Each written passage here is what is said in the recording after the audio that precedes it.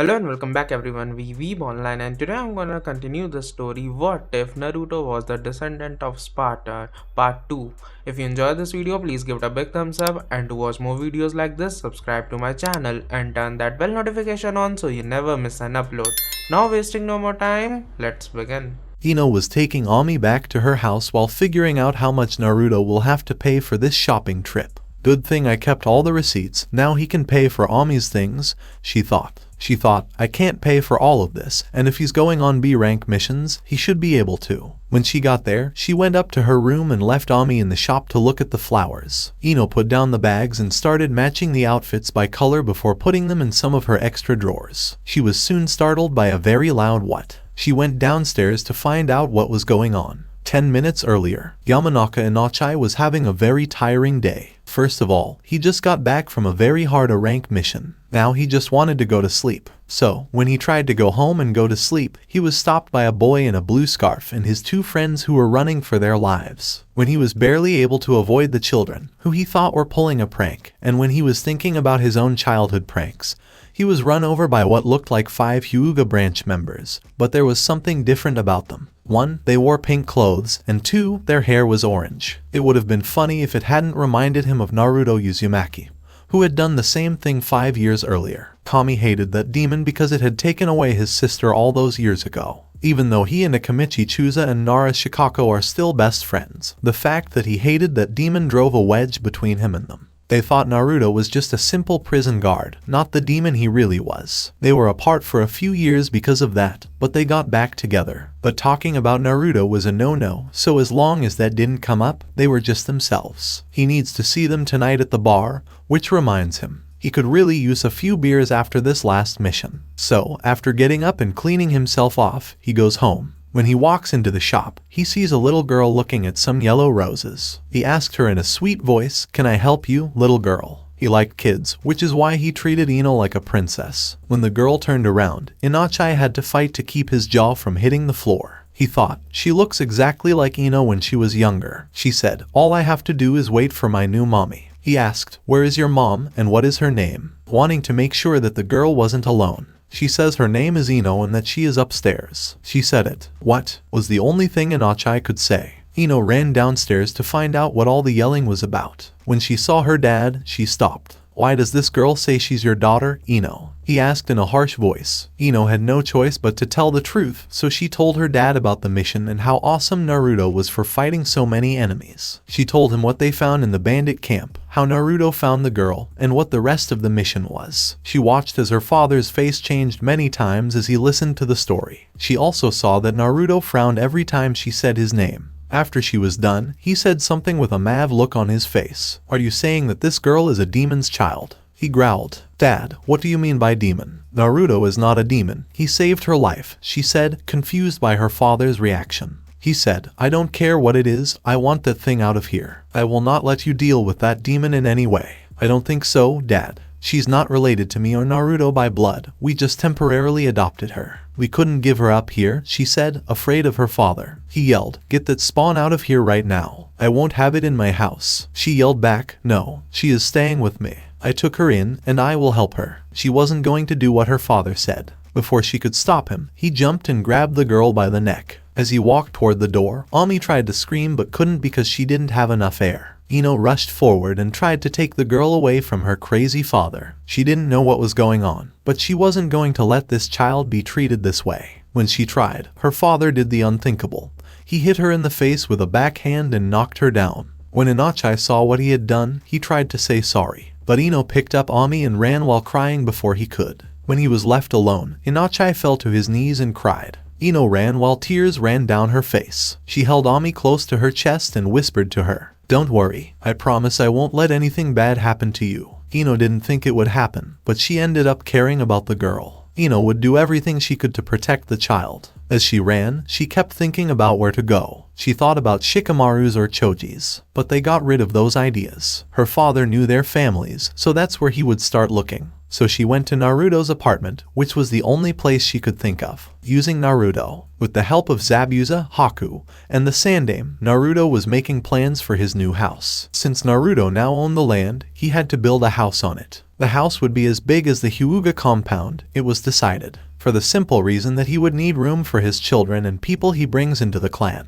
Everyone else thought the house should be grand, but he didn't. He was going to like it because it was going to be big and beautiful, even if he was made to do it. Zabuza and Haku were arguing about what color the curtains should be when Naruto heard a loud knock on his door. He went to get the phone. When Naruto opened the door, Ino and Ami ran in with tears in their eyes and went to Naruto's room. Everyone in the room looked at what they saw. Naruto didn't know what to do, so he followed Ino to find out what the hell was going on. When Naruto got to his room, he opened the door slowly and walked in. He also used a jutsu to make sure no one could hear him. When he turned around, he saw Ino crying while Ami cried in her arms. He walked over to Ino's bed, sat down next to her, and hugged her. When he was young, a female ANBU did the same thing. Ino, please tell me what's wrong. So, she does. She tells about her fight with her father, how Ami was hurt, and everything else. When she was done, she was crying openly into Naruto's shirt. Ami also had tears in her eyes. Naruto just put them both to sleep with a dreamless sleep genjutsu. He watched his feathers fell from the sky and put them both to sleep.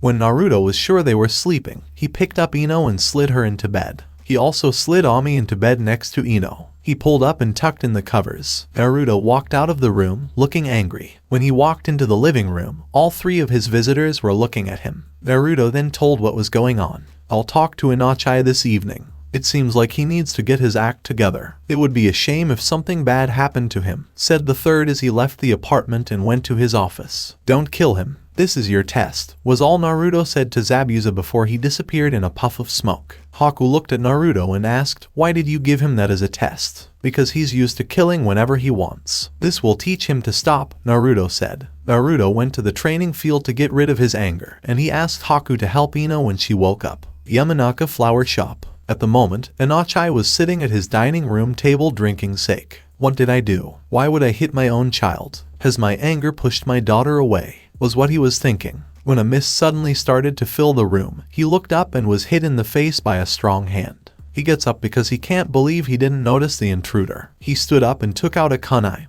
but there was nothing there. He was a little off balance because he was drunk. Pow! This one hit them in the stomach. When the air was forced out of Inochai's lungs, he fell over. Next, his enemy grabbed him by the neck and threw him against a wall, lifting him 5 feet off the ground. When he looked into the eyes, all he saw was red. Then the creature spoke in a raspy voice. How could you? How could the leader of a clan that studies how people think and feel be so incredibly stupid? You attacked a 5-year-old girl whose only family was killed. That little girl watched as her sister was brutally raped and then killed. Then you had the nerve to call her a demon, but you are the demon. Then you went and attacked your own daughter. You are a disgrace if it weren't for the fact that it would make her. The demon then kicked him in the balls and disappeared into the mist, which began to thin out. Inochai fell to the ground and cried again that night. It wasn't just because he felt bad, but also because his balls hurt a lot. The office of Hokage. Through his crystal ball, Sarutobi saw everything. He couldn't help but sigh. Zabuza liked to make a big deal out of things. Now it's his turn, so the Sandaime told his secretary, get me a Kamichi Chuza and Nara Shikako, please. Where Naruto lives. Anko and Haku finally got Naruto home after a hard day of training. It was really hard. Naruto finished the plans for the house when he got home. The day after, Naruto got up and did his usual things. He went to the post office after that. He decided that he would hire people from Wave Country to help him build. He wanted Tezuna to be the leader. After that, he went to look for Zabuza. Grounds for Training 23. Most of Training Ground 23 was a large lake. It was said that the Nidaime practiced his water jutsu here, so it wasn't strange that Zabuza was here. Naruto walked up to Zabuza and splashed water in his face to get his attention. Then he was ready to talk. Naruto asked, tell me what happened last night. Did you want to kill him? I wanted to gut him, Zabuza said with a scowl. Naruto couldn't help but have a small laugh. So, what stopped you? You could have done it, so why didn't you? Don't say it was because I told you to. Zabuza had to give that some thought. Why did he let him live? He could have easily killed the man, but he chose not to. He might have been taking the blame. Gone were the days when he could kill anyone he wanted. Now he is part of the village, and both the Spartans and the villagers should have rules about how to act. So, he gave Naruto the best answer he could. I didn't kill him because it was time for me to take responsibility for my actions, which affect not only me but also Haku. If I killed a member of this village, they would suspect me and might try to kill not only me but also Haku. You did well, Zabuza. Congratulations, you passed the test. If you want to stay, I can make you the first full Spartan citizen, Naruto said. Zabuza agreed, and then he asked if there was a ceremony. He hated ceremonies. Naruto said no, which is good because he hates them too. Naruto told him that all he has to do is go to Naruto's mine and get enough titanium to make all of Zabuza's equipment. Naruto even told Zabuza to make a titanium version of Kubikiri Haucho because it would be stronger and lighter. Zabuza reluctantly agreed, but he still planned to hang his sword on the wall of his new room. Naruto also told Zabuza where to go to get all of his new materials made into new armor and weapons. But before Zabuza could leave, Naruto asked him to teach him a technique that he could work on after Zabuza left. Suryuden no Jutsu was the name of that technique. It was hard, but it gave him something to think about. 5 days later, when Zabuza got back from getting titanium, it seems he caught some thieves trying to rob the mine. He went ahead and got rid of them. He also said they should ask the Hokage to help protect the mine. Then, Naruto told Zabuza to go to John's house, since he is the only one who knows about the metal, and he promised to do so. Zabuza met a man named John when he got there. John seemed happy to be able to play with metal again. John tried for hours to tell Zabuza what he needed to do, but he finally gave up and told Zabuza to do what he said. After 12 hours, Zabuza had the full Spartan armor, which included the chest piece, the pieces for the legs and arms, and the helmet. The only difference was that the thing on its head wasn't fluffy like Naruto's, it was just flat metal. He also got a sword and spear from Sparta, as well as a titanium version of his old Zanpato. It was thinner and sharper than the one he was using now. Zabuza got a red cape too, just like Naruto. He went back to his temporary apartment with Haku when he was done. After 2 months, Naruto and Zabuza worked hard at their training. They were both doing push-ups while carrying big rocks on their backs. Naruto had learned all of Zabuza's water techniques from him, but he had not yet mastered them. 3 days after Naruto gave his order, the people from Wave came to build his house. It seems that they were eager to do so. They finished his house faster than ever, which surprised him. When they were done, Naruto gave a big bonus to Tezuna and the other workers. In Wave, the next day, he was called a national hero. Haku liked her job at the hospital. She was still an apprentice, but she learned fast. But the part of her job she hated the most was the paperwork. She was sitting at her desk and thinking about the first time she and Naruto had sex. It was the most fun night she had ever had. People would come into her office for the next hour and wonder why she was drooling and had a small trickle of blood coming out of her nose. Now, I, the author, will talk about Naruto's new home. First, it's 3 stories tall and painted white. Oak, a hard wood, was used to make the doors. When you open the doors, you see a small pond with a diameter of 10 feet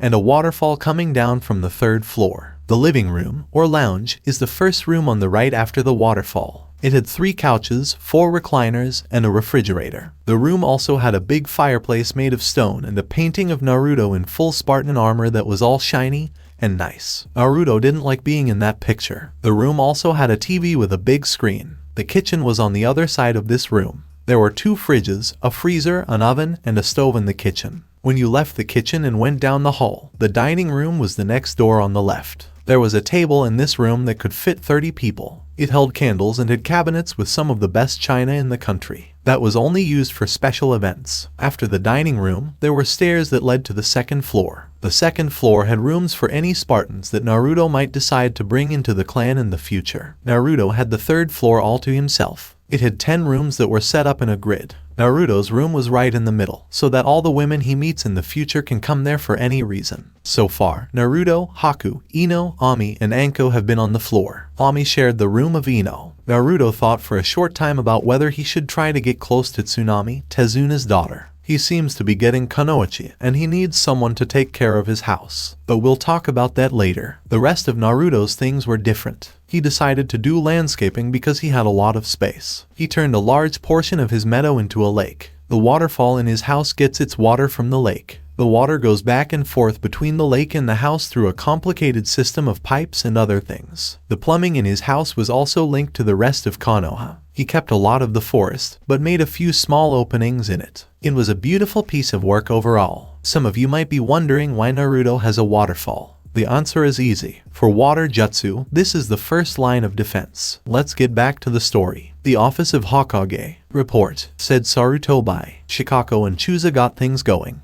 After trying for 2 months to get Inochai out of his sad mood, they finally did. Now, he was determined to try to get his daughter back, even though she still wouldn't talk to him 2 months after the incident. When it comes to Ino, she has changed in a lot of ways. She began training with Haku and Anko, and her progress was very clear. She was also very good at being Ami's new mom. Because she had to split her time between training and taking care of Ami, she had to give up some things, like following Sasuke. Naruto got tired of being compared to Sasuke after Ino moved in for a week, so with the help of Haku's ice mirrors, they all followed Sasuke. She saw for the first time what a jerk he really was. But she didn't believe him at first, so Naruto did something crazy. He used a henge to make himself look like Ino and then went after Sasuke. That made her pay attention. After 15 minutes of following Sasuke, he did the unthinkable and hit Ino. Naruto. That hit a nerve. Ino knew that Sasuke didn't like her because he told her so. After another week of moping around in her room, Anko and Haku told her to stop moping and figure out what she wanted to do with her life. She did. It was then that Ino realized she needed a goal in life. So, she put all of her effort into training. Asuma didn't train her. Instead, he hung out with Shikamaru and did nothing. So, she persuaded Anko and Haku to train her, which worked out very well, as was already said.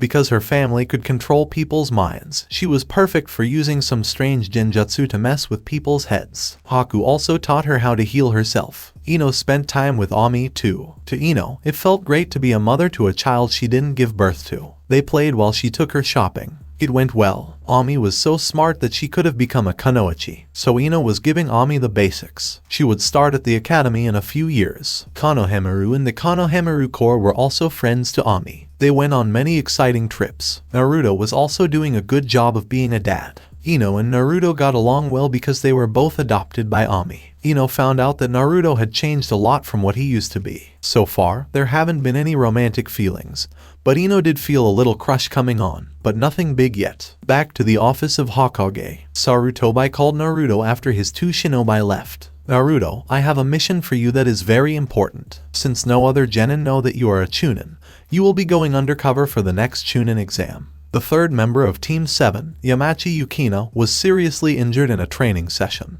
The details are in this folder. You will be taking her place for the exam. But after that, Naruto went away. Team 7's training grounds the next morning. Naruto was filled with a strong desire to kill both Sasuke and Sakura when he got to the bridge. When Naruto got back to his house, he read the report that had been given to him. It looks like Sasuke hurt his teammate Yukina very badly when he was angry. As usual, they were being careful and waiting for Kakashi. When Yukina had apparently used Katen, Hausuka no Jutsu, Sasuke was surprised and asked where she got that information. She said she saw him use it, so she looked up the jutsu to learn it so she could use it too. Then, Sasuke yelled, and then he attacked, trying to kill. Sasuke seemed upset that she used a jutsu he thought was only for Uchihas. Yukina's arms, legs, and 2 ribs were all broken when Sasuke was done with her. In a final act of defiance, she called Sasuke a moody brat. Sakura, being the loyal puppy dog she was, defended Sasuke by kicking Yukina while she was on the ground, breaking 3 more ribs and puncturing a lung. Kakashi was the only one who stopped it. He took Yukina to the hospital. He was so busy that he never even told his students what to do. People say that Yukina's time as a ninja is over. She will live, but her arms and fingers were hurt too much. Now, Naruto wants to get her back. He wanted to kill a lot, so Sakura tried to hide behind Sasuke. Before I go on, though, let me explain what I mean by killing intent, or Kai for short, so you all know what I mean. You can see that Kai is a feeling. All living things have Kai. Wolves and foxes use it to scare away their prey, making it easier for them to hunt. People also feel this way, but most of them don't know how to use it to its fullest potential. Only a few people, like Orochimaru, have gotten it right. Most people secretly use Kai when they are angry. Because they can't control this different emotion, it can send them into a state called blood rage, which means they can't stop being angry. People can master this feeling if they take the time to look for it. Naruto learned how to do this from Zabuza. First, get into a meditative trance and think about all your feelings, like love, hate, anger, compassion, jealousy, etc. Then, you have to link each feeling to a memory. When Naruto thought of love, he thought of Anko and Haku. When he thought of anger, he thought of the wave mission. After all of that, etc., you feel something new, something you've never felt before. Its name is Kai. It's easier to find if you've used it before, because your mind will help you look for it. Once you find it, you must grab it, control it. When you learn to control it, it will always be a part of you. But Kai by itself can't do anything. Kai can become stronger if you add some chakra to it. Naruto is getting to the point where he can do it without thinking about it. Naruto walked to the middle of the field with a shield on his left arm and a spear in his right hand. He looked at Sasuke and Sakura and spoke. "Get ready, you selfish, important worms. What you did to your teammate is shameful, and I'm here to teach you discipline." Sakura was really scared to death. Sasuke, on the other hand, laughed and was sure that the dead last would not be a threat. "Fine, I can beat you easily, dope. You're just a want-tobe shinobi, so you can't win," Sasuke said with his usual cockiness. Sasuke pulls out a kunai and charges at Naruto. He throws the kunai at Naruto and then makes hand seals that say Katen, Gaokakyu no Jutsu. Sasuke laughs as he sees Naruto go up in flames and hears the clang of a kunai. Naruto suddenly jumps out of the fire, raises his spear, and stabs it down toward the shocked Uchiha. "What's with the surprised look, Sasuke? You didn't think that would beat me, did you?" "Huh, I've killed Jounin's Uchiha scum.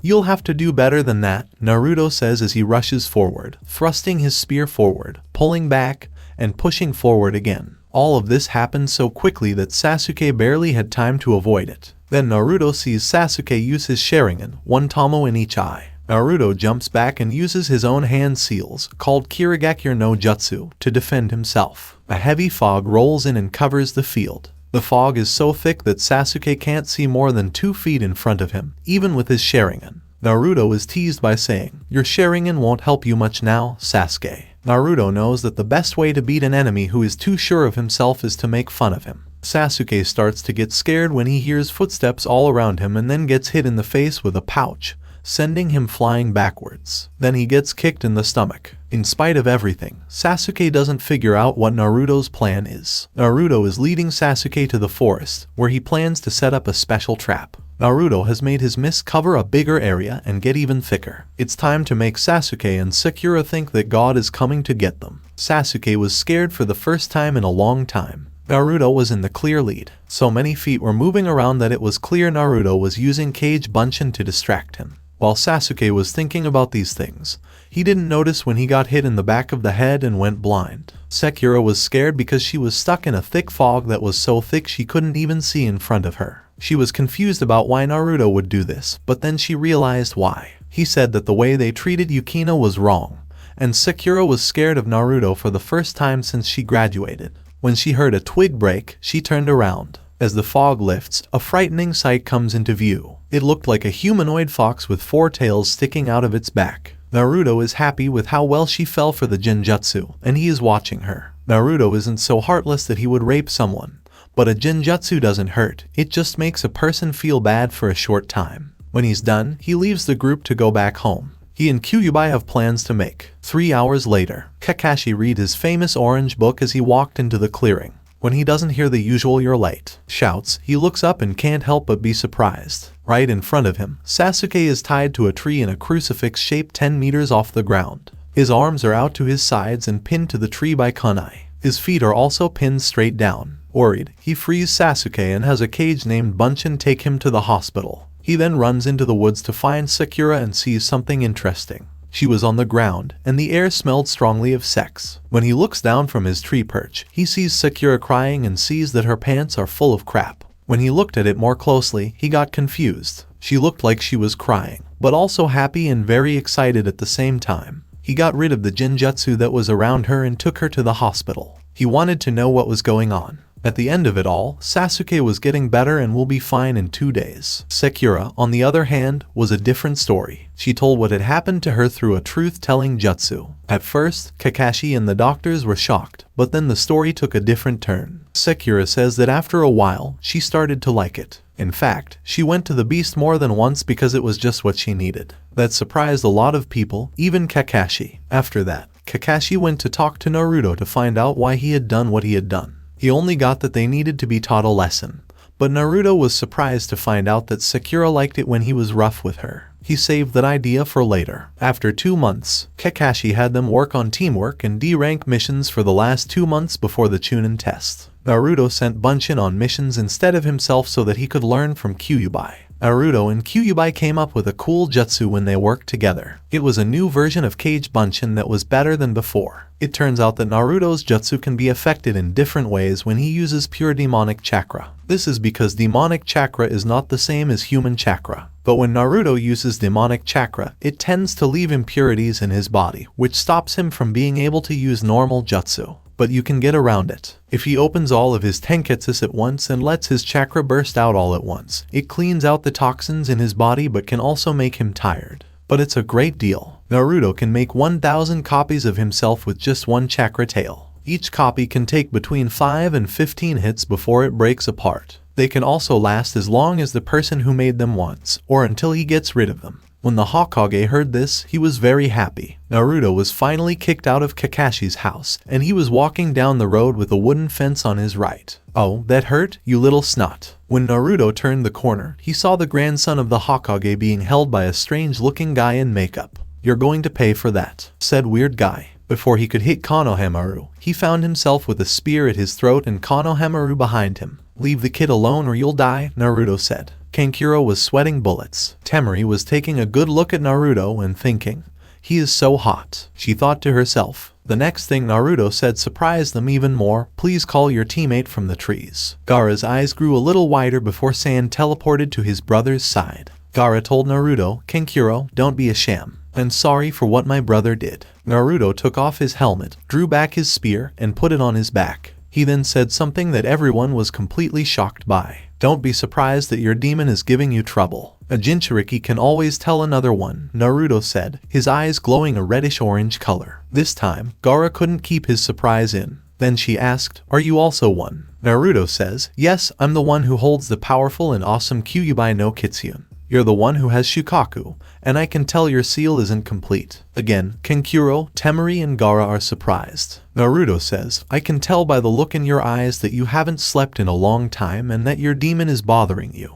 If you want, the Hokage and I can fix your seal, which will stop your demon from bothering you and let you be like me." Gaara was really thinking about it when his brother Kankuro said, "Can we trust this guy? You know the plan, Gaara." Gaara gave his brother a death glare to shut him up. Gaara asked, "What's the catch? Why do you want to help me?" Naruto shook his head and said, "I don't know, we'll have to ask the Hokage. But would you at least be willing to talk to him?" Gaara nodded, and he and his siblings went with Naruto to the Hokage's office. 1 hour before meeting Gaara, Naruto was sitting in his office and looking over some papers. Even though it wasn't important, it made him look important. Zabuza knocked, and then he came in. Zabuza asked, "You wanted to see me?" Naruto asked Zabuza-san, "The Hokage has made a request, and I think it's a good one. Do you think the rest of the 7 swordsmen can be brought into the Spartan clan?" Zabuza was sitting in a chair and thinking. 5 minutes later, he came to a conclusion. "I may be able to convince them, but they may want something in return. For example, I know Kasama is obsessed with his teeth,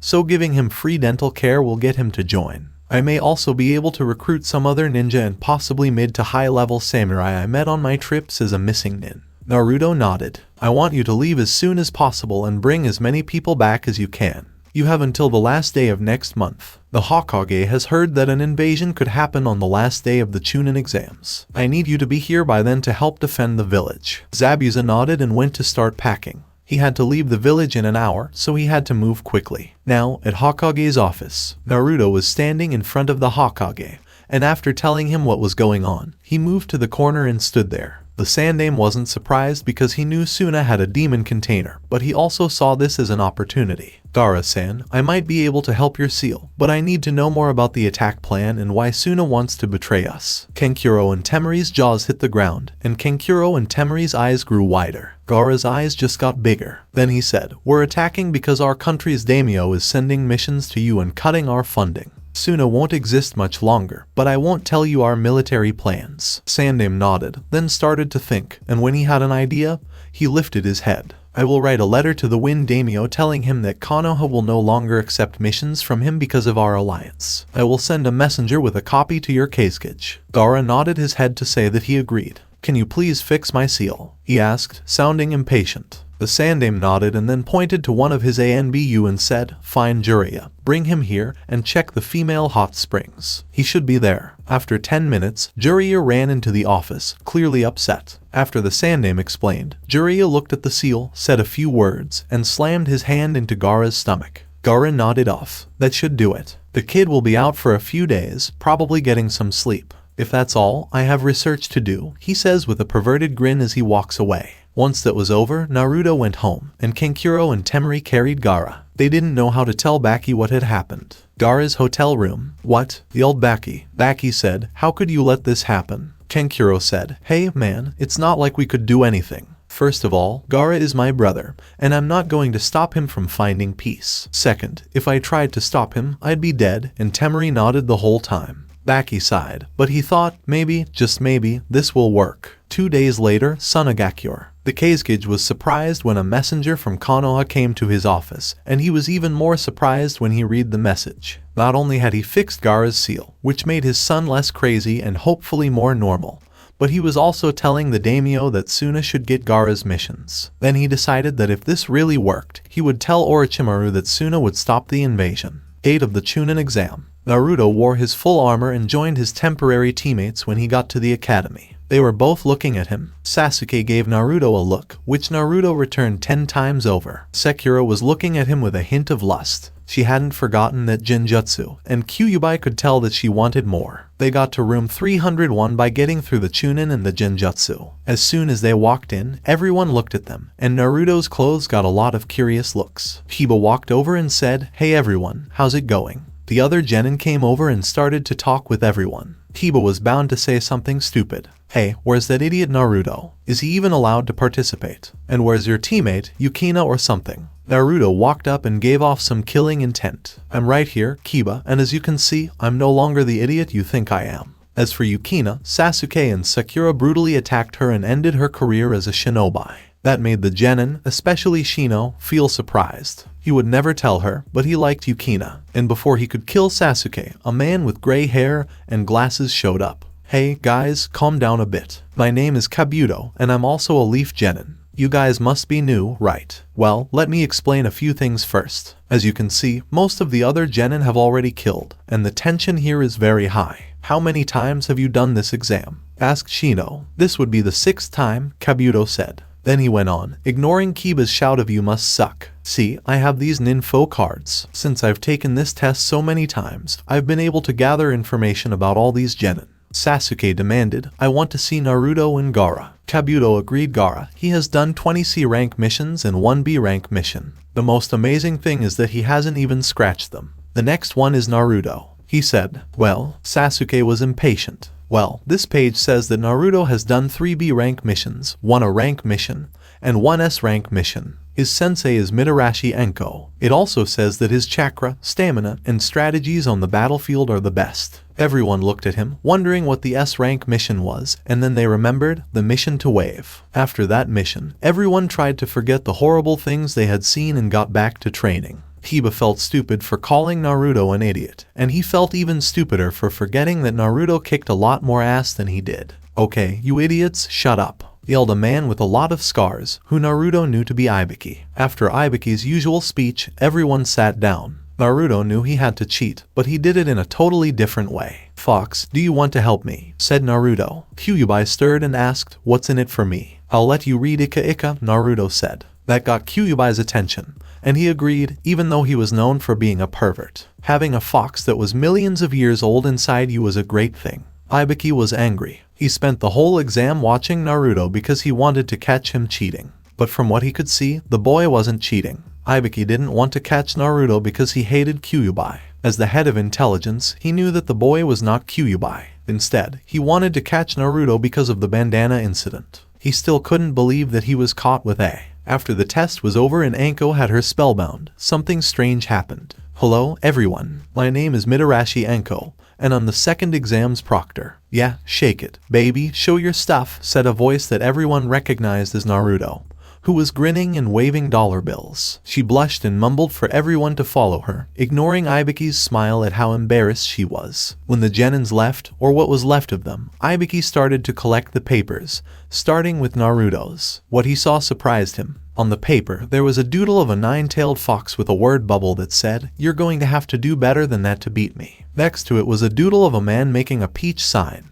Ibiki's sweat dropped. Area 44 for training. Once everyone was there, Anko gave her speech. When Naruto said something smartass, she threw a kunai that grazed his cheek and then appeared behind him, licking the blood. She then whispered so no one could hear. But everyone did. Naruto-kun, you say a lot of things. Maybe I'll have to punish you when this test is over, she said it in a teasing way. Anko, if anyone is going to be punished for cutting me, it's you. I'll do my best to be very thorough, he said this, and then he grabbed her behind and pulled her close. By then, everyone was just staring with their mouths open. The Leaf Genins were surprised to see this side of Naruto, and they were even more surprised that he wasn't scared at all. The foreigners were just shocked, and Temari was jealous. After everyone got their scrolls, Team 7 got heaven, and everyone went into the forest. Once everyone was safe in the forest, Anko unrolled the note that Naruto had hidden in her pocket. All it said was, "The grass nin smells strongly of snakes." Anko's eyes widened, and she left to tell the Hokage that this was a serious matter, and she would be damned if her future husband was going to face her former master. Death Forest. Team 7 was moving very quickly. Naruto suggested that they set up an ambush at the tower, and they reluctantly agreed. 15 minutes later, they stopped in a clearing, and Sakura was out of breath. Naruto suddenly tensed up, pushed his teammates out of the way, and then was blown away by a big gust of wind.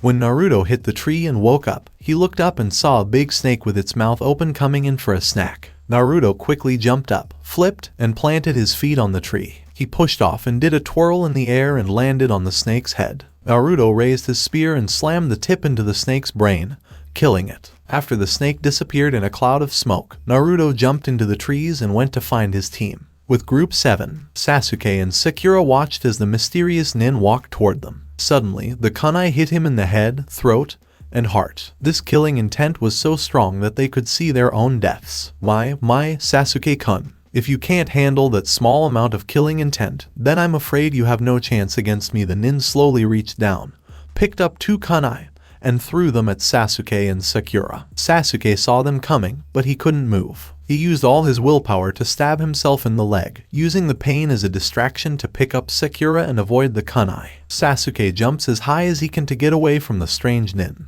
but it doesn't work. The nin is standing just a few meters away from Sasuke. Sakura, who had broken out of the illusion, looked at Sasuke with fear in her eyes. It was the first time in a long time that Sasuke was genuinely afraid. What do you think you're doing, Sasuke? How shameful that you would give up so easily, said Naruto. What makes you think that if you gave him the scroll, he would let you go? Orochimaru, it's clear he's not interested, right? Said Naruto. Orochimaru's face showed a bit of surprise at first, then amusement. Naruto-kun, that was an amazing speech. Tell me, though, how did you know? He said it with interest. Simple, you smell like snakes, and other than Anko-chan, you're the only person I can think of who would have that smell. Snake-san and Orochimaru, said Naruto. Sasuke, take Sakura and go to the tower to tell the ANBU. Neither of us has a chance, but I'll do my best to stop him, Naruto said. Sasuke could only nod as he picked up Sakura, who was looking at Naruto in amazement, and they ran away. Now, it's just you and me, Naruto said as he quickly got into a defensive position,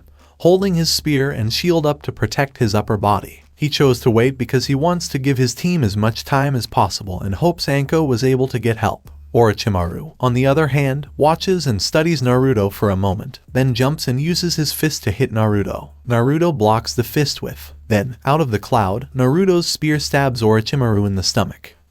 Not bad, he says before turning into mud. Naruto has just enough time to curse before he gets hit from behind by a powerful kick that disappears in a cloud of smoke. Kage Bunshin. Kid, I was wrong about you, the snake man says this. Naruto whispers, Katen, Hausuka no Jutsu, and sends 15 balls of flame at Orochimaru. 5 of them hit him directly, proving again that it was a clone. Naruto senses a presence behind him, so he turns and throws his spear at the back of Orochimaru, who turns and catches it. Orochimaru then turns around and sees Naruto making hand seals, but Naruto took off the leather covering on his spear and was preparing a lighting jutsu. The spear would conduct electricity. Raiden, lightning bolt jutsu, he says, and a single bolt of lightning falls from the sky and strikes the spear's tip. Orochimaru screams as he is being electrocuted. Naruto quickly makes more seals and says, Katen and Ryu and Dan. He sends the flaming dragon to attack the electrocuted Sannin. As the flames consume him, Naruto pulls out his sword and charges, hoping to catch the Sannin off guard. When the fires die down, he sees Orochimaru blocking his sword with a kunai and he looks angry. Naruto curses and looks around, trying to feel his presence. There. Oh crap. He's heading for Sasuke, he says. Naruto is running as quickly as he can to get to Orochimaru before Sasuke does. Sasuke was running as fast as he could, and he and Sakura could hear the sounds of battle all around them. Boom. Both Sasuke and Sakura were startled by how loud that sound was, but they kept running. Soon, their enemy was in front of them, but his face looked different. His skin was pale, his eyes were yellow and slit, and he really did look like a snake. Hello again, Sasuke-kun, he said, barely able to hold back his excitement. He started to make hand seals, but was stopped again. Naruto threw a few kunai, then set fire to them, hoping they would hit him. They didn't. Naruto followed him, his cape blowing in the wind. He then sees something, a strange orange glow around the boy. Orochimaru comes to the shocking conclusion that it's the Kyuubi container he's fighting. He disappears briefly into the trees. Naruto stops on a branch, trying to find his enemy. Suddenly, two Orochimarus grab Naruto's arms. The real Orochimaru comes out of the ground in front of Naruto. He takes Naruto's body armor off. Kyuubi is locked up in Naruto's mind. Naruto appeared in front of the demon, or what was supposed to be a demon. But all Naruto could see was a wooden fence with a small hole in it where the fox's eyes could be seen. Not a good situation. Huh? What went wrong? And how can this be fixed? Asked Naruto. Well, what happened was simple. That damned snake put a seal on my chakra to stop me from using it. Still, that can be fixed, but it will be hard, the fox answered. Well, said an annoyed Naruto. Well, the only way we can break this seal without other people's help is if we both get a lot of chakra.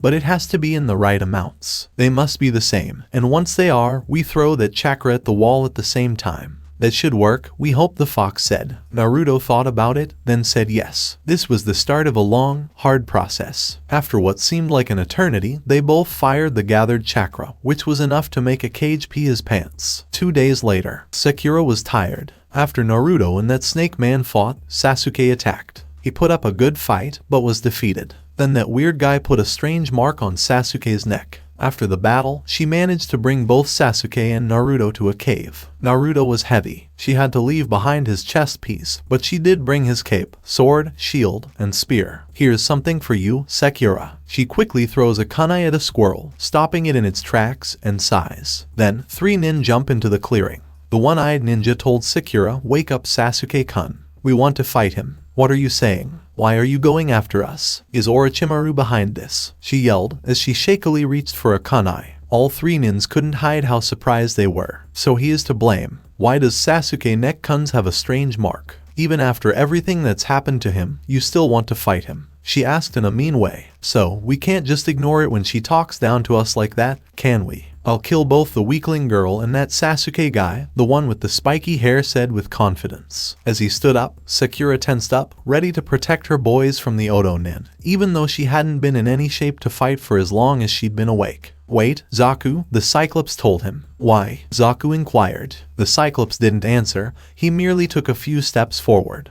"How completely boring." He teased Sakura in a sarcastic way. "The way the dirt looks shows that it was just dug up. Not all of this grass even grows here." Sakura jumped when the one-eyed nin showed her trap. "A trap is useless if it isn't well made," she said. Zaku laughed behind him, so she threw the kunai to stop the squirrel from setting off the trap. "Let's kill her quickly," the leader said as he, Zaku, and the female nin jumped into the air over Sakura's trap. Sakura smiled and pulled out a kunai, cutting a nearby string to set off a second trap. The Cyclops looked up a log. So this was the real trap. No use. He puts his hand out and touches the log. As soon as he did, he made a one-handed seal, and the log broke into pieces. Easy, you don't need any talent at all. As the 3 Oto nin got closer, Sakura's eyes grew wider. She stood ready on her feet, her whole body shaking from exhaustion.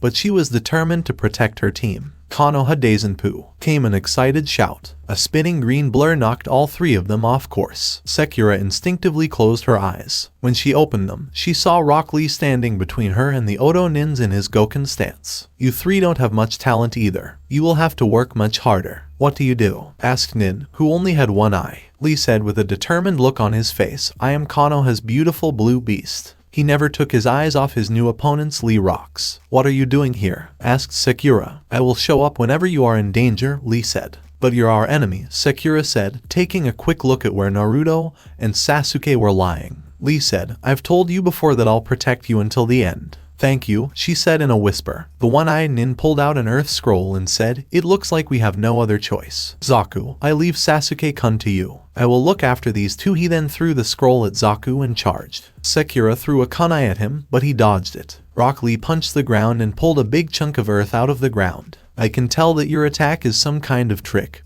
but I won't fall for it, said Rock Lee as the Cyclops looked surprised at the boy's intuitiveness and strength. They stood there staring at each other when Lee began to unwrap his bandages. Sakura instantly recognized what he was doing as she had seen Lee almost do the same thing to Sasuke. The Odo Nin again attacked Lee. He disappeared. Nin, who only had one eye, said as his eye got bigger. Cage Bugao. I'm not done yet, Lee said from behind him after kicking him into the air. As Lee's bandages started to bind him, the Odo Nin started to panic and struggle. They started to fall, head first, to the ground. Not good. He can't break his fall like that, Zaku yelled, and then he did hand seals. Get this, Almost Renge, yelled Lee. Zaku put his hands on the ground as Lee slammed the leader Odo Nin into the ground. Just in time, he said with a cocky smile. The leader then got up from the small crater Lee left him in. No way, Lee yelled. That was such a scary move. The Cyclops Odo Nin said in shock. Even though I fell on soft grass, it hurt like hell. I'm up, he said, pulling up his sleeve. He charged Lee, but did not land a blow. Lee, however, was still affected. Lee-san, Sakura yelled.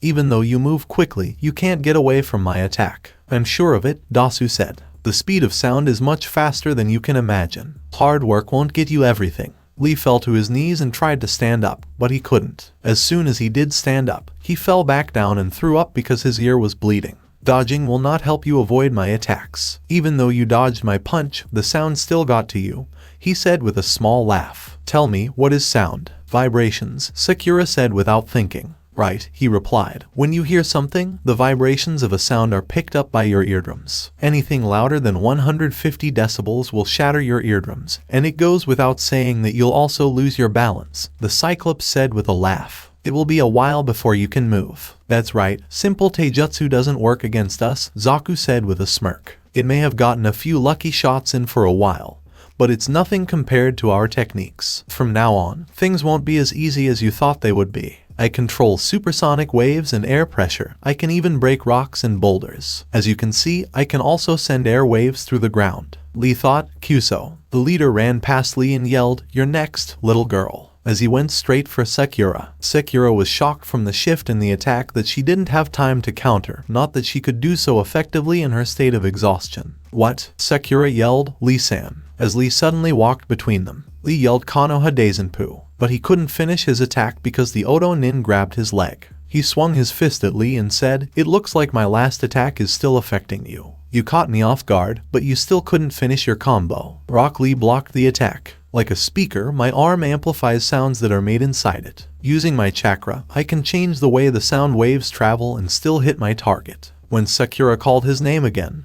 Lee screamed in pain. The only thing left to do is kill you. I won't let you, Sakura yelled as she threw several kunai at Lee's opponent, but the sound amplifier on his arm stopped them. I can still fight, she said. She then threw several shuriken at him, but his spiky-haired friend blocked them with a small wave of air pressure. Sakura was then knocked off her feet when the third Odo Nin grabbed a handful of her hair. Your hair is shinier than mine, she told Sakura. If you have time to take care of your hair that well, you should train more. Trying to look hot for the boys. Zaku, kill that Sasuke kid in front of this wench. Gladly, he said in reply. Sakura said with clenched teeth, I won't let you. She tried not to groan in pain as the brunette pulled harder on her hair to keep her from moving. She told Sakura to shut up and stay still. Zaku smirked and said, Then let's do it. He strutted over to where Sasuke and Naruto were lying. Sakura drew a kunai. The Odo Kunoichi asked her, Why are you doing that? You can't attack me from where you are. Sakura turned her head as best she could toward the other kunoichi. I won't be the one being protected this time. Much to everyone's shock, Sakura then took the kunai and sliced a good portion of her long hair off. Sasuke, Naruto, and even Lee have always fought to protect me. They've done everything they could, she said as she stood up.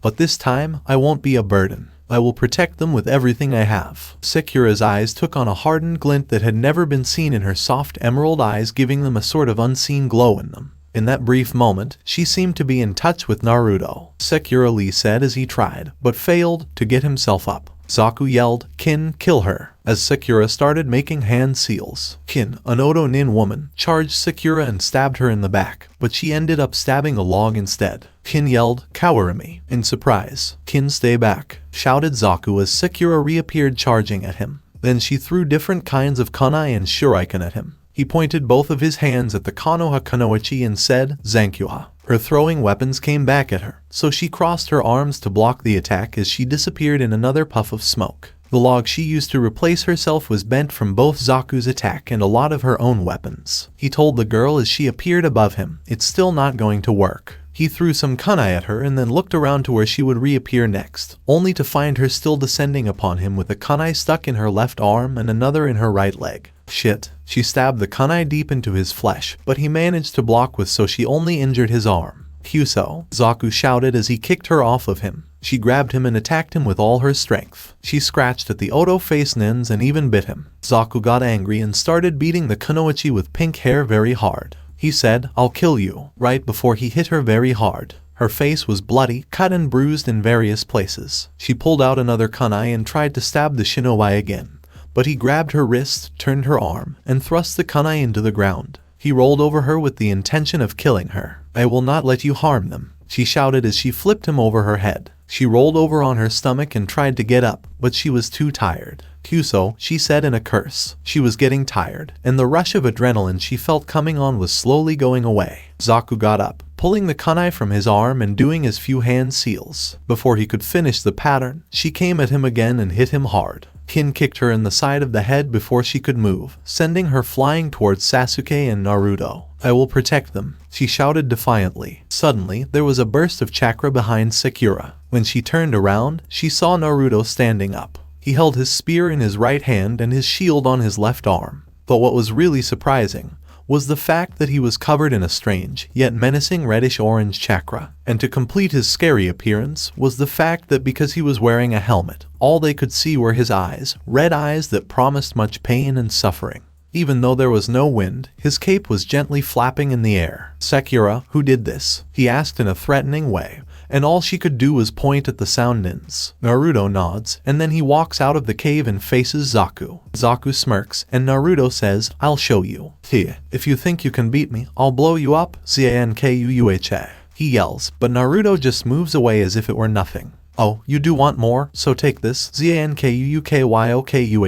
A massive wave of energy is realized, picking up dirt and creating a cloud of debris. When it is all cleared, Zaku smirks. He wasn't so tough. "Oh really?" said a voice from behind Zaku. He turned to see Naruto, and before he could attack, Naruto thrust his spear forward at an incredible speed. It went through Zaku's chest and pierced his heart. Naruto then pulled out his spear, and everyone watched as Zaku's lifeless body fell to the ground. He then disappeared and reappeared in front of Dasu, and stabbed him the same way. "I won't bother you today. From now on until the day you die, you belong to me. You will be my women, you will obey my every wish and order. No questions asked, do you get that?" When Naruto pulls back his spear, she nods and says yes. Naruto smiles and says, "Now for your first order. When this portion of the exam is finished, you will drop out, and then you will go to your sound allies and speak of me, the Spartan King. Tell them that anyone who comes to this village with bad intentions will have to face me and my men. I am not merciful. You will meet me on top of the Hokage monument 3 days later in their camp." He gives her a ring and says, "If you feel like you're in danger, press this, and I'll come get you. Do you get what I'm telling you, my kin?" He points out Mai. She nods, fear written all over her. Before she leaves, Naruto gives her 2 scrolls so she can pass. He then turns around and sees an interesting sight. Sasuke rises with a swirling purple chakra. He looks at Sakura, then the bodies of sound nins, the Naruto. He then smirks, "Fight me," he demands of Naruto. "No," was the answer. It looks like Sasuke wasn't ready for that, because he charged anyway. Naruto quickly dodged the punch, and then slammed his shields into Sasuke's face, knocking him out.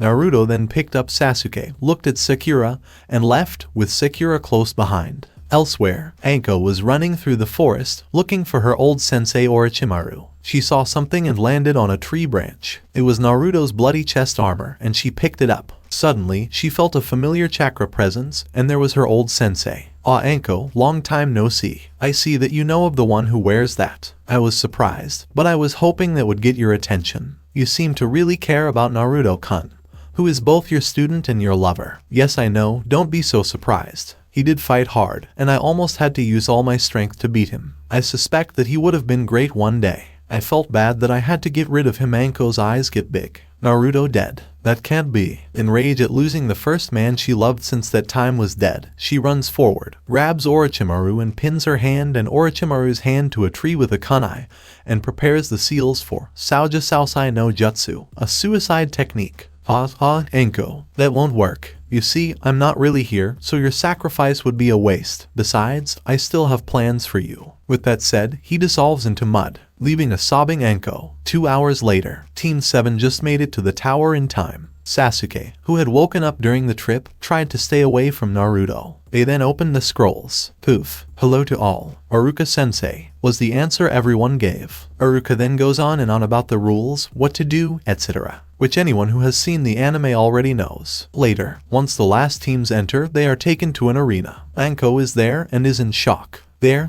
was Naruto, alive and well. She quickly covers up so no one would notice. When the Hokage talks, now, does anyone want to leave before we keep going? 3 hands rise, Kabuto, Kin, and Naruto, which surprises everyone. The Hokage acknowledges, and then instructs them to seek medical attention. 3 hours later, Naruto was in the Hokage's office with all the Jounin instructors. As instructed, Naruto gave his report, and many people were surprised. Some were surprised because Naruto was a Chunin, and others were surprised because Orochimaru had come back. After the meeting, Naruto was asked to stay. Was there something you wanted, sir? He asked. Yes, Naruto. I need your help planning for the invasion. I want to know if there are any unique Spartan strategies we could use. The Hokage said this, and Naruto smiled. He thought this was going to be fun. Much later, Naruto's home. The second Naruto entered his home, he was tackled to the ground by Anko. Thank Kami, I thought you were dead. You actually managed to scare me, she said while sobbing. Naruto patted her back and said, Now,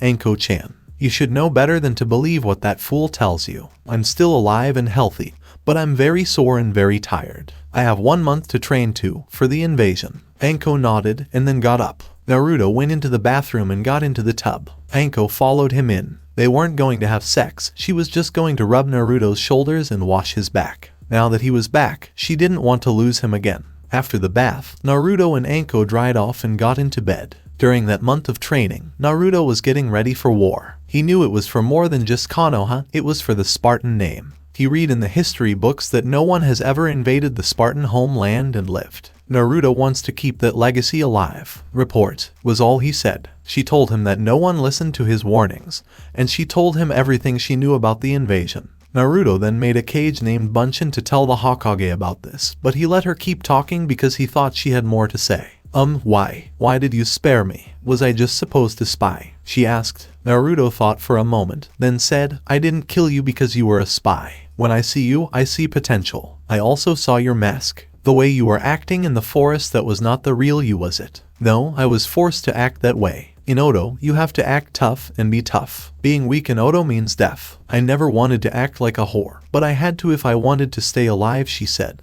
Now that you're here, you can be yourself. Another reason I spared you was because I want you to become one of the many wives I will take, to bear me children and expand my clan. Your potential in Jinjutsu can help that. I see the real you, and I like what I see. He said, well, do we have a ceremony or just sex? How are things done around here? She blushed and asked Naruto. He pointed her to Anko, who told her that she would have sex all the time and that he was so good that she would never want to leave. She was excited because tonight she was going to get laid. But Naruto didn't know that. Naruto was on his way to Ami's room. He was wearing jeans and a t-shirt. Ino had told him that he hadn't been paying enough attention to Ami lately, so Naruto decided to change that. Knock, knock. Ami opens the door and says, Daddy, with a smile. Naruto smiles, then picks her up. How's my little girl?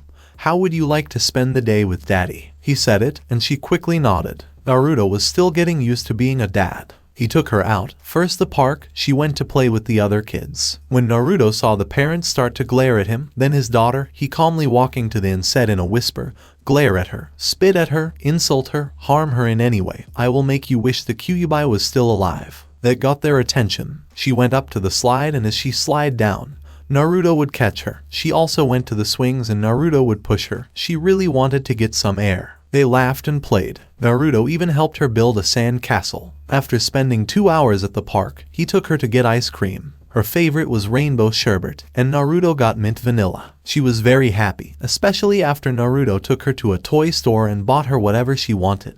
At night, Naruto tucked her in and read her a bedtime story. It was the story of the lost princess, and Naruto purposely didn't finish it so he could finish it another night. Naruto failed to notice Ina was listening. She smiled before heading off to bed, with a thought in her mind that she never would have thought she would ever think. He would make a good husband and a good father. After Naruto put Ami to sleep, he walked into his room and placed a sound-damping jutsu so no sound could escape. He then disrobed and decided to take a quick shower.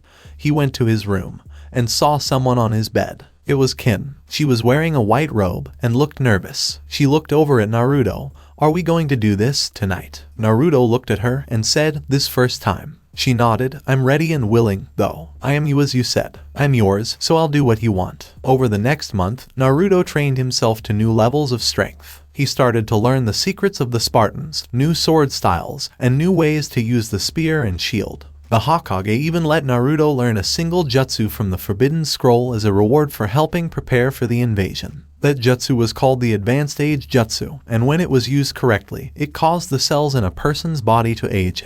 Home for Naruto. Gaara was currently in the forest on the Spartan property. He did not want the Kazekage to know of his location. Naruto appeared shortly in the clearing and waited for Gaara to speak. "The Kazekage smells like snakes." "Why?" He said nothing else. Naruto took in those words and snapped his head up in shock. There could only be one reason. That man is not the Kazekage. "Gaara, can you do me a favor?" Naruto went on, and Gaara nodded and listened. "I need you to take your Jounin sensei back to Suna and try to find your father's body. We have 3 days until the exam. Can you do that?" Gaara nodded and went to find Baki. Naruto, on the other hand, went to see the Hokage. Gaara's hotel. Gaara entered his room to find Baki and his siblings already there. They knew of Gaara's fixed seal, so they were not as afraid of him as they used to be. Gaara's voice was urgent when he said, "Baki, we need to go back to Suna because something is wrong." Gaara never spoke with urgency. "Why, Gaara?" was the answer. "Because I have reason to believe that the Kazekage is not in fact the real Kazekage," said Gaara. Before anyone could object, Gaara explained his reasoning. "This cage smells of snakes, the same scent as that Orochimaru. He never smelled like a snake." Gaara spat out the word father with a lot of hate, and everyone knew that Gaara didn't like their father. Baki seemed to be considering this. On the one hand, he would be disobeying the cage's orders to stay in Konoha. However, if this was not the real Kazekage, then Suna would get itself into a war they may not win. After much consideration, he decided to double-check Suna, just in case. He ordered Kenkuro and Temari to stay, to keep up appearances, much to their protest. They got to Suna in a record 3 hours, thanks to Gaara's sand, which helped him move quickly. When they got there, Baki and Gaara went their separate ways to look for clues. Gaara went to the canyons, where his sand protected him from the strong winds. There, he found the bodies of his father and 2 other Jounin. He radioed Baki, who came with more people. The sight made many people sick. Suna council room. Baki was currently pleading his case to the council. Gaara was in the Kazecage's office looking for the letter drafted by the Hokage. "Even if it's not the Kazekage, what should we do?" Baki-san. "The plans have been set, and we need this. It's the only way to get the daimyo to see our strength," stated one council member. Gaara walked in with a letter in his hand before Baki could answer. Then he spoke. "This is a letter sent from the Hokage. It states that they will no longer be receiving missions from the Wind Daimyo, and that all missions are to come here. It is obvious that the impostor disagreed, so he killed our leader to continue the invasion." The council was in a moment of shock. First, Gaara was there. Second, he made a very good point without drawing blood. And third, they realized what they had to do. The head of the council stood and addressed both Baki and Gaara. "In light of this new information, I want you two to take reinforcements and inform our forces of this treachery. We will assist our Leaf allies and regain the honor stolen from us by Sound." The rest agreed. Gaara tried not to smile. He was glad that he won't have to go to war against his first friend. Naruto's home, day of the final exam. Naruto woke up, and now it was time. He got away from his friends and family quickly. He slept with Kin, Haku, and Anko. They didn't have sexual relations, they were just there for each other. They knew what was going to happen. As soon as Naruto woke up, he took a cold shower to wake himself up. When he returned, he put on some underwear and went to have a good breakfast. Soon he returned to his room, where all the women were awake. Naruto turned around so that his back was to them, and then he held his arms out in a straight line at his sides. Anko, Haku, and Kin came up to him and put olive oil all over him. The oil kept him from getting small cuts and other things. Then Anko and Haku took Naruto's chest piece and slipped it on him, snapping it in place. Next, Kin came up to Naruto and started putting his shin guards on. Anko put the guard on his right arm, and he put it on his left arm. Then, Anko and Haku came up to tie Naruto's cape. When they were done, Kin came up and attached his metal skirt. Haku then strapped Naruto's sword at his side. Kin presented Naruto his spear, and Anko had the honor of giving Naruto his shield. Naruto then put his helmet on his head himself. He was ready for war. As he walked to the entrance of his house, he encountered the family cook, who bowed. At the door, Naruto encountered Iruka, Ino, and Ami. Naruto knelt down and looked at Ami. "Sweetie, I want you to go with Uncle Iruka for today, okay?" She nodded. When Naruto stood up, he looked at Iruka, and when she nodded, he looked at her again. It was then that Naruto realized that Iruka would give his life to Ami. Iruka took Ami to the academy and left with her to play with Konohamaru. Naruto walked out of the house, but Anko stopped him with the word Spartan. She had read that word in a book in the home library. Naruto turns around. "Come home with your shield, or upon it," she said. Naruto smiled and nodded, then left heading to the arena. He smiled as he made his way. Yesterday he had finalized the plans with the Hokage, Gaara, Baki, and himself. Sound won't know what hit them. As Naruto left, the females of the house got ready themselves. Haku was part of a mobile medical unit. Ino was going to the arena to watch the exams. Anko was going to make sure all the civilians were evacuated. Kin was going to try and defend the hospital. She's been training for the past month. All she could do is hope she was ready. The house cook was getting ready for battle. He was hired after Naruto got tired of cooking for everyone. He was wearing leather armor and had all the kitchen knives he could find. His job was to defend the manor. Everyone was worried about more than just the invasion, like where the hell Zabuza was. They were hoping he could get back in time. At the big field, Naruto was making his way to his spot through the people in the stands when he suddenly saw something interesting. It was there that Tazuna, Tsunami, and Inari were. Naruto stopped by to say hello. When he was done, he gave Tsunami a wink, which made her blush, and then he went on his way. He was at the back of the room. Naruto saw Gaara and gave him a nod, and Gaara did the same. Then Naruto turned to face the Hokage booth. He has a plan. The proctor for this exam, Genma, walked into the arena and called out the names for the first match. "Will Hyuga Neji and Haruno Sekura please enter the arena?" The fight was short-lived. Neji never even had to activate his Byakugan to win. It was over very quickly. The fights went on as usual, but some people were curious about how Shikamaru beat Temari. Sasuke was late, but that didn't surprise Naruto. Gaara was going up against Shino in his next match. It was a fun fight to watch. Shino knew he could not win, and every time Gaara sent his sand on the offensive, Shino would turn into a bug clone. Shino, however, knew he couldn't win, so he gave up. Soon, after Sasuke made his appearance and decimated his opposite, who was Tenten, there was an explosion. Naruto looked and saw scores of sound nin entering the arena. The invasion has begun. At the front gates, several snakes that had been called to the village broke through the walls to get in. Ibiki didn't know what to do. His job was to distract the snakes, but the big one with 3 heads didn't seem to care. Ibiki hates being forgotten. He quickly retreated and started engage sound nins. Back at arena, as soon as the attack started, he noticed a purple barrier rise up around the cage box. He had to get there. He jumped forward and caught the sound nin in the air. He stabbed one through the chest with his spear and kept the body on the spear as he swung hard. The body fell off the spear and hit another nin, sending him over the railing. Naruto ran through the crowd, making sure that the Jounins were doing their job. They were handling it quite well. Naruto jumped off the stairs and fell towards the railing, slamming his shield into a nin. He smirked as heard an audible crunch. The guy was dead, and he started to head to the cage booth once more. Gaara and his siblings started to engage the enemy. He immediately crushed 5 nins who attempted kill him. Temari and Kankuro were starting to engage the sound. Baki left to help the Konoha Jounins. Gaara started to jump and head to the cage booth. He and Naruto had planned to help the Sandame, since he did so much for them. Market District. Group 57 of the Sound Attack Force were heading to the Market District. So far there were no signs of civilians. They were very disappointed, aggravated, and pissed off. For one, the Sand had betrayed them and sided with Konoha, then there were no civilians, and now there was a wall of steel blocking his path. The leader did a double take, wall of steel. He blinks and looks again. There appeared to be about 100 men dressed in weird armor, with flowing red capes. They were waiting for the sound. The Naruto clone commander was smirking. His creator had come up with a brilliant plan. The day before the invasion, he created 1,000 Kyuubi chakra clones, or super clones for short. They posed as civilians while the real civilian population was evacuated, leaving behind the Spartans and the ninja defense force. The Spartans were spread throughout the entire village. The sound was in for a rude awakening.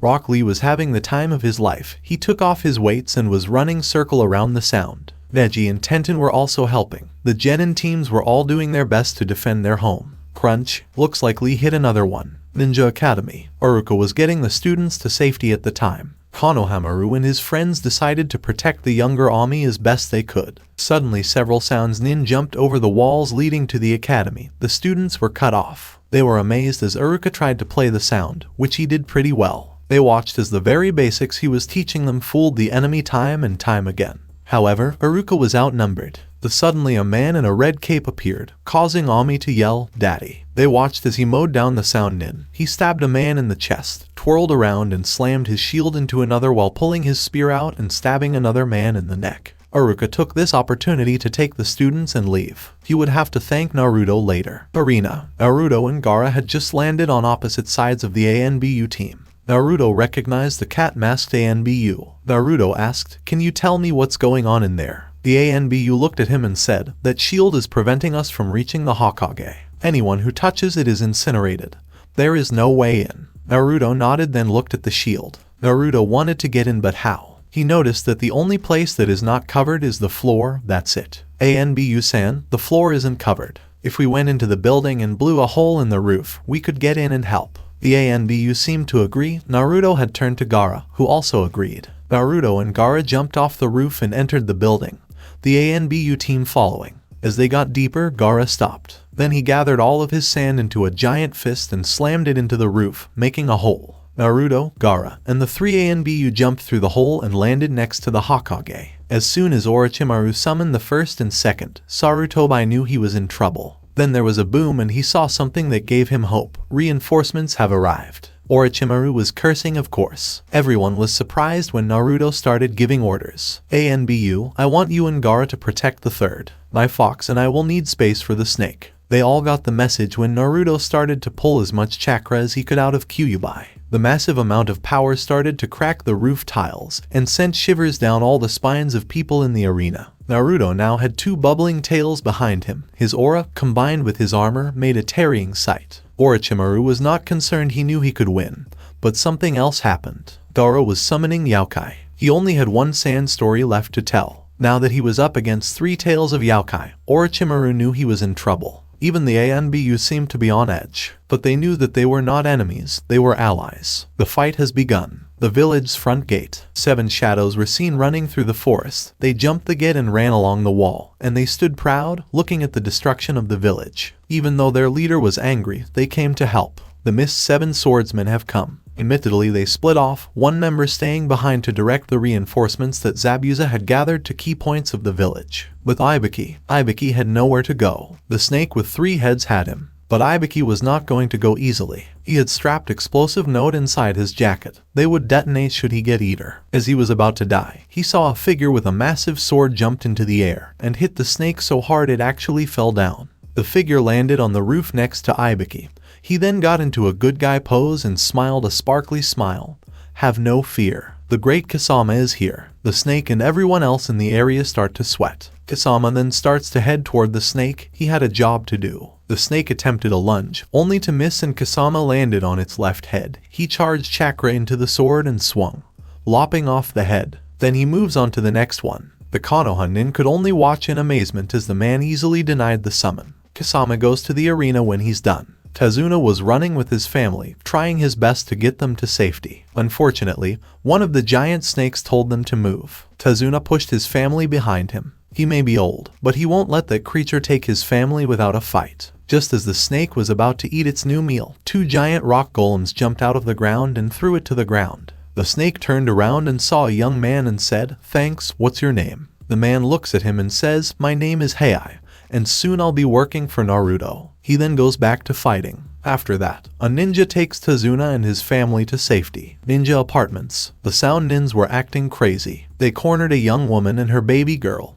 but a huge bolt of lightning stopped them before they could attack. The leader of the sound nins looked up and saw a man with 2 pikes. "Who are you?" he asked. Before killing the nins, the man said, "My name is Rega." The woman thanked him and went away. Arena. Everyone was surprised when a thick mist rolled in, except Kakashi. When the mist cleared, there were two people, Zabuza, who was dressed in Spartan armor, and Kagura, who was carrying a scythe. She was radiating a massive bloodlust, freighting many sound nins. This would be a lot of fun. Orphanage. Some of the nastier sound nin was ordered to attack the orphanage, but when they arrived, they found man, who appeared to be samurai, with an eye patch over his left eye. "My name is Yajiu Jubei, and I will not allow you to enter," he said in a cold tone. He pulled out his sword, and in a flash of light, 3 nins were already dead. He dodged a sword swing, kicked a man in the stomach, and then cut off his head. Then he turned to face the rest of the nins. Hospital. Yukina, who used to be on Team 7, was sad. She was lying in bed when she was told that her time as a shinobi was over and that she would probably spend the rest of her life in a wheelchair because she was paralyzed below the waist. Paralysis also made her sad because it meant she would never have a family of her own. She decides to go for a walk, so she pulls herself into a wheelchair. It took her a while to learn how to do it, but she did. As she walks out the door, she notices that the vase by her bed is full of flowers. She smiled when she heard that. After what happened with the team, not only did her family come to see her, but so did someone else. Every morning, they would leave a vase full of flowers. One night, she pretended to be sleeping, but when the person left, it turned out to be a Burame Shino, the last person she would have expected to see. At first, she didn't know why he did what he did. When she heard something, she looked around. She left her room and went to the door, wondering what was going on. When she got to the courtyard, an orderly came running after her. "Miss, you have to go inside because it's not safe here." "What's happening?" she asked. The man said, "We are being invaded by," but was cut off when a kunai pierced his neck. Blood sprayed out, and some of it hit Yukina. There was an explosion, and she was thrown out of her chair. She lay there, in total shock when she saw several ninjas coming towards the hospital. Then a figure, draped in red and wearing armor, appeared. He took his spear and swung and stabbed wildly, every motion killing an enemy. When he realized he was outnumbered, he finally put down the spear and pulled out a sword to fight up close. It turned into a bloodbath. Wave after wave of sound nin came and fell to this man's sword, and things were starting to get desperate. He took off his helmet and threw it at an enemy nin. It hit the person in the face, revealing his face. Yukina was surprised to see that it was the Uzumaki. She remembered him from class. She always laughed at his jokes, but that sexy jutsu made her angry, as it does with all girls. She couldn't believe the way the boy fought. He was showing no mercy, he was dancing. It was a dance of death with many steps. Blood was all over the place. Soon, he threw his shield, the sharp edges slicing off the head of an enemy nin. He turned, only to be impaled in the gut, but his spear was now in the hands of the enemy. His hand grabbed the spear and pulled it deeper into his body. He then killed the man who was brave enough to use a Spartan weapon with his sword. He turned around and saw a big group of sound nins heading toward the hospital. He performed some hand seals, causing his body to glow as he ran to the enemy formation. He exploded. All of the dead bodies were thrown all over the place. She couldn't believe what she was seeing. He had just killed himself to save her in the hospital. She then saw a shadow looming over her. It was a sound nin, and he was staring at her, which made her afraid of what he would do. Before he could do anything, bugs ate him up, and then they moved on to another person. Shino had made it there. He picked her up, and quickly pushed her into the hospital. He then said words that made her start to fall for him. "I will protect you with my life." He then left to keep fighting outside, where more clones of Naruto had already arrived. Yukina watched as Shino fought with no fear of death. She might want to ask him out. Tage Booth. Things were not going well for the good guys. With the power of the resurrected Hokages, 2 ANBU were dead. And the third, a captain by the name of Yamato, was barely holding his own against the Shodaime, matching Mokyuten Jutsu per Jutsu. Gaara and the Sandaime were faring little better. The Nidaime was a man known for his unrivaled abilities in combat, in Taijutsu, Kenjutsu, and Suten Jutsu. They were grateful he did not have the Raijin sword. Gaara suddenly blocked a water dragon. This was frustrating, because even with all of his Shukaku power, he can't seem to win. He was always on the defensive, and the Sandaime would attack when he could. But he wasn't as young as he used to be. Naruto's fight, however, was much worse. Naruto was bleeding from all over. His enemy, Orochimaru, smirked, holding his Kusanagi blade dipped in poison. Naruto couldn't win. Orochimaru was of course flaunting it, being the overconfident ass he was. There was a crash that brought the attention of both nins. A blue-skinned man with a large sword just jumped through the hole.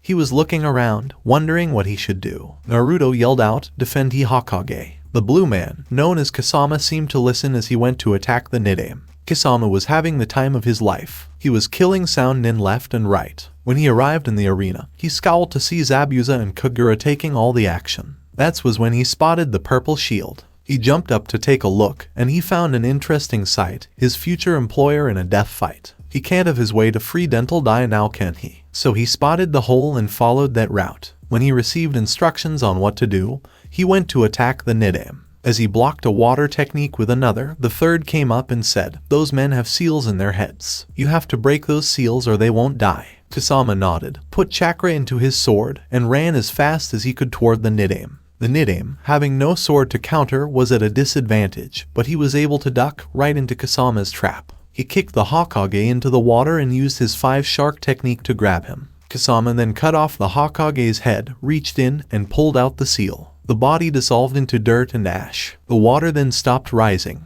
Then Kasama went to work on the Shodaime. Naruto fought the snake, who was making fun of him, blow for blow. Naruto gave up the spear a long time ago in favor of the sword. The Kyuubi's chakra had receded, he was exhausted. Then, Orochimaru poked Naruto in the arm and legs, making him fall to his knees. Orochimaru laughed, "Is that the best you can do? You're nothing." Naruto, who still had enough energy for one last attack. He swung his sword without looking and was happy to hear a scream before he disappeared into the darkness.